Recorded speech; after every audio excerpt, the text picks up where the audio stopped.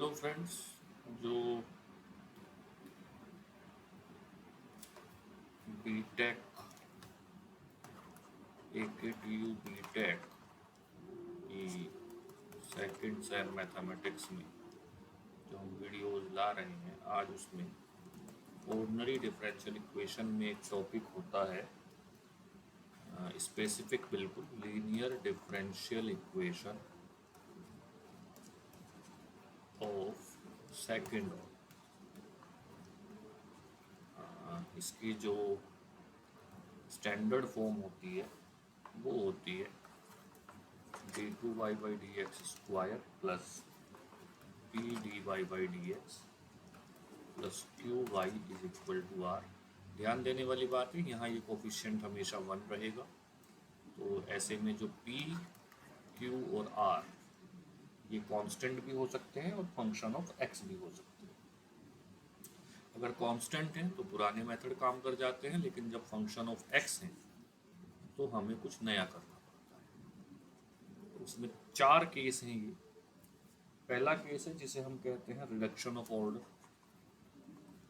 Reduction of order या इसमें one part of solution is known. आगे के 3 केस हैं जिनका मैं थोड़ा सा नाम ले दूँ बस। दूसरा केस होता है जिसे हम बोलते हैं नॉर्मल फॉर्म। तीसरा केस होता है change of independent variable, change of independent variable. और चौथा केस होता है वेरिएशन ऑफ पैरामीटर। तो अगर मैं बीटेक की बात करूं तो इन 4 केसेस में से एक क्वेश्चन आना ऑलमोस्ट तय होता है। तो आज हम पहला केस डिस्कस करेंगे। यानी अगर मैं बात करूं कि d2y/x² plus p/dy/dx plus qy is equal to r, और हम बात कर रहे हैं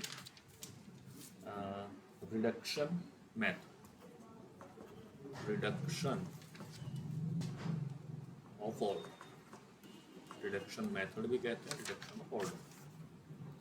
इसमें हमने अभी कहा कि इसके सॉल्यूशन का एक पार्ट नोन होता है। वो नोन कैसे होता है उसके लिए पहले हमें कुछ फॉर्मूले याद करने पड़ेंगे। तो अगर 1 plus p plus q equals to 0 हो तो e की power x is a part of solution. 1 minus p plus q is equal to 0 हो तो e की power minus x is a part of solution. p plus q x is equal to 0 हो तो x is a part of solution. 2 plus 2px plus qx² is equal to 0 हो तो x² is a part of solution.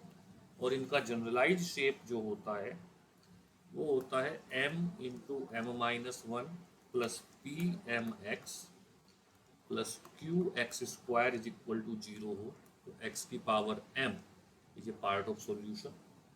And 1 plus p/a plus q/a² is equal to 0 हो तो e की power ax is a part of solution. लेकिन जाहिर सी बात है कि मैक्सिमम जो क्वेश्चन है वो इन 3 पार्ट से हो जाते हैं। इसके बाद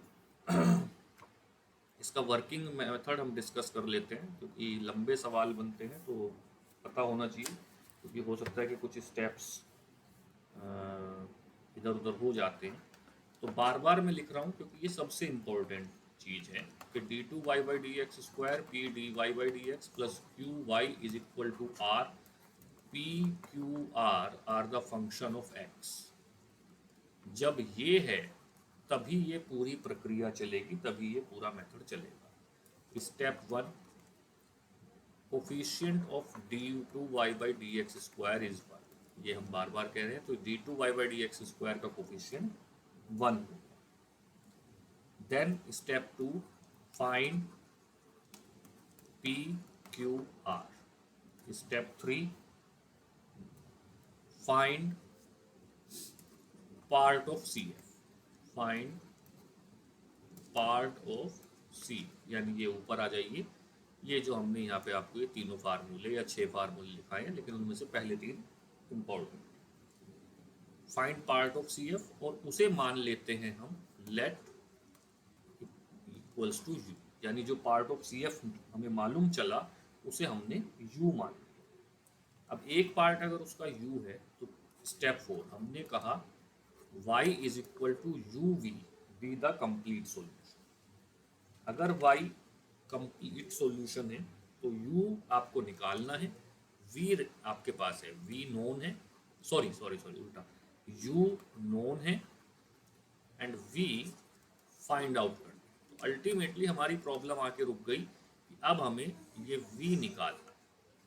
इस v को निकालने के लिए हम क्या करेंगे, स्टेप 5 जिसे हम बोल रहे हैं कि हम y y डैश और y डबल डैश इक्वेशन में पुट करें, put in equation. u known है, v अननोन है, तो यानी कुल मिला के होगा क्या कि ये जो एक इक्वेशन है ये डबल डेरिवेटिव v के बन जाए, डबल डेरिवेटिव ऑफ v। फिर हम dv अपॉन, यानी ये स्टेप 5 था, स्टेप 6 में हम पुट करेंगे और 7 में हम ये डबल डेरिवेटिव ऑफ v निकालेंगे। फिर हम dv अपॉन dx को p और d2v अपॉन dx स्क्वायर को dp अपॉन dx मानेंगे। ये सबसे इम्पोर्टेंट फैक्टर है और इसके लिए ज़रूरी है कि v का जो कोफिशिएंट है वो 0 होना चाहिए। जब न्यूमेरिकल करेंगे तो समझ में आएगा। Coefficient of v must be equal to 0। dv upon dx को p मान लिया और d2v upon dx square dp upon dx हो जाएगा।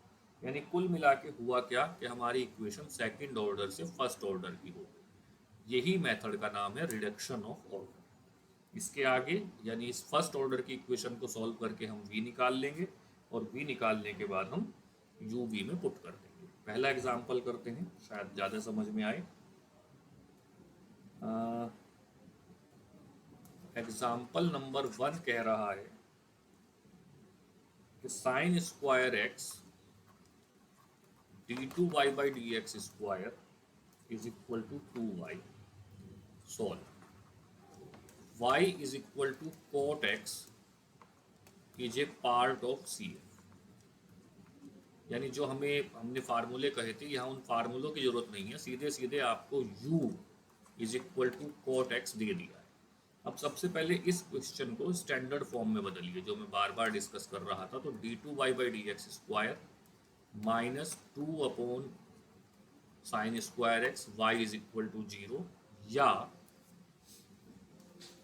d2y by dx square minus 2 cosec square x y is equal to 0। तो p is equal to 0, q is equal to minus 2 cosec square x और r is equal to 0। ये सबसे important factor है जो मैं बार बार कह रहा हूँ कि ये हमारी स्टैंडर्ड फॉर्म है। तो पी क्यू आर जो है वो फंक्शन ऑफ एक्स होंगे। यहाँ इत्तफाकन पी और आर 0 है और केवल क्यू मिल रहा है। अब y is equal to u into v, y is equal to v cot x. Cot x आपको दे रखा है, v आपने मान लिया। अब क्या होगा, यहाँ से एक इम्पॉर्टेंट फैक्टर है। सबसे पहले निकालिए dy by d x. D y by d x क्या हो जाएगा, ये हो जाएगा v into minus cosec square x plus cot x into d v upon d x. इसी तरह से जब हम d2y by d x square निकालेंगे तो वो हो जाएगा v into 2 cosec square x cot x minus 2 cosec square x d v upon d x plus cot x d two v upon d x square.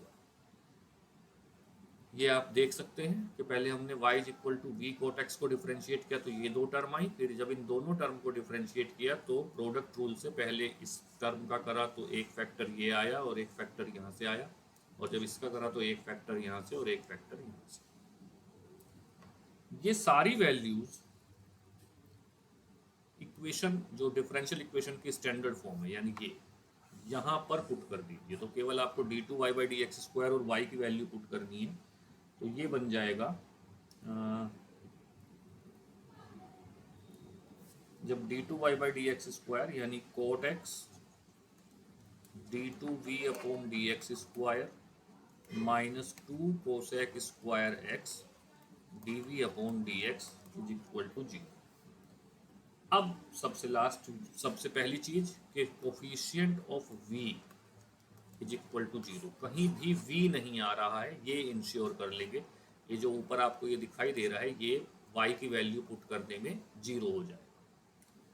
तो जब v का coefficient zero हो गया तो अब p is equal to d v upon d x and d p upon d x is equal to d two v upon d x square. तो ये बन जाएगा cot x into d p upon d x minus two cosec square x into p is equal to जी।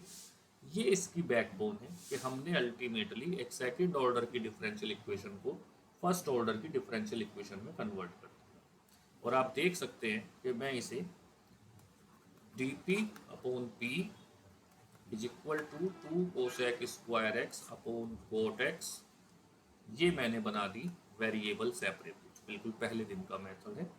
और जब मैं इसे integrate करूंगा तो ये बन जाएगा log p is equal to minus two log cot x plus log c, log p plus log cot square x is equal to log c। और ये बन जाएगा p cot square x is equal to c या p is equal to c tan square x. अब p क्या था? p था dv upon dx is equal to, integral करने के लिए इसे हमने लिख दिया sec square x minus one.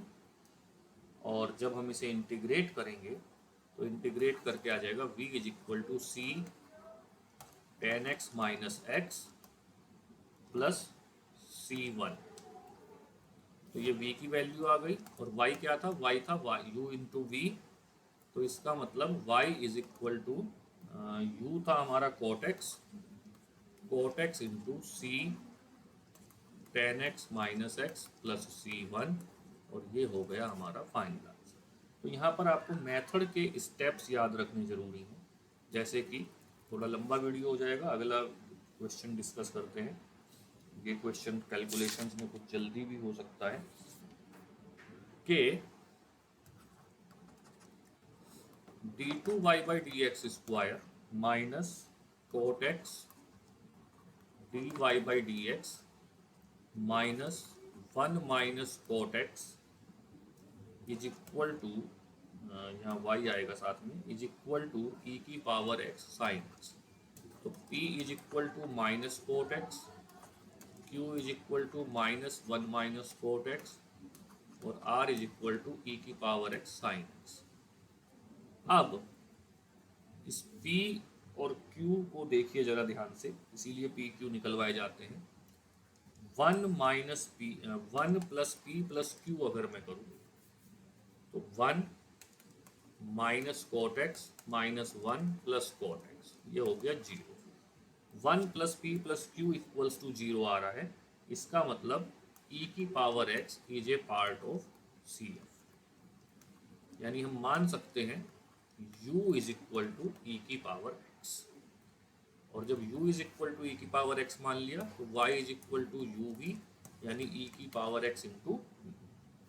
Differentiate करेंगे। अब बिल्कुल आप देखेंगे कि पिछले क्वेश्चन का रिपीट टेलीकास्ट हो रहा है। वह d y by d x is equal to v e की पावर एक्स, कुछ आसान भी होगा पिछले से, ई की power x into d v upon d x. और d two y by d x square is equal to v e की power x plus two e की power x d v upon d x plus e की power x into d two v upon d x square. Ultimately y d y by d x और d two y by d x square की सारी values जब equation में put करते हैं तो वो इक्वेशन बन जाती है d two v upon d x square plus two minus cot x dv upon dx is equal to sine x. Important factor, कहीं भी v नहीं आ रहा, coefficient of v is equal to 0। अगर ऐसा है तो dv upon dx is equal to p d2v upon dx square is equal to dp upon dx। तो ये इक्वेशन बन गई dp upon dx plus 2 minus cot x p is equal to sine x. अब variable separable यहाँ नहीं हो पा रहा, यहाँ हो रहा है इंटीग्रेटिंग फैक्टर। अगर आपको याद हो तो इंटीग्रेटिंग फैक्टर था e to the power integral 2 minus cot x dx, और जब आप इसे पूरे को सॉल्व करेंगे तो ये बन जाएगा e की power x upon sine x. इसका जो सॉल्यूशन बनता है वो बनता है p इंटू इंटीग्रेटिंग फैक्टर, यानी p into e to the power x upon sine x. ये e to the power 2x है, तो e to the power 2x upon sine x is equal to sine x into e की power 2x upon sine x d x plus c. और जब आप इस integral को solve करते हैं तो ई की पावर 2x प्लस सी, यानी अल्टीमेटली p की वैल्यू आ गई p is equal to 1/2 sine x plus c e की power -2x into sine x. ये किसके इक्वल है? ये इक्वल है dv अपॉन dx के। और dv अपॉन dx अगर ये है तो देखिए बहुत आसान स्टेप, इसमें छोटे छोटे कई सारे स्टेप हैं।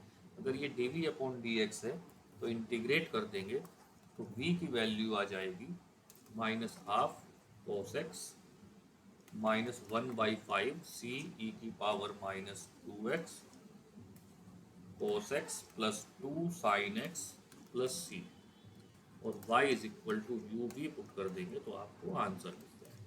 तो यहाँ ये ध्यान रखना है कि हमने बहुत शुरू में, सबसे शुरू में कुछ स्टेप्स डिस्कस किए थे।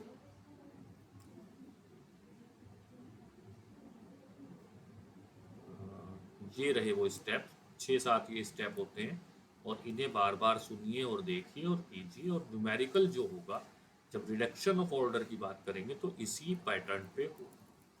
बाकी 3 केस अगले वीडियो में। तब तक थैंक यू।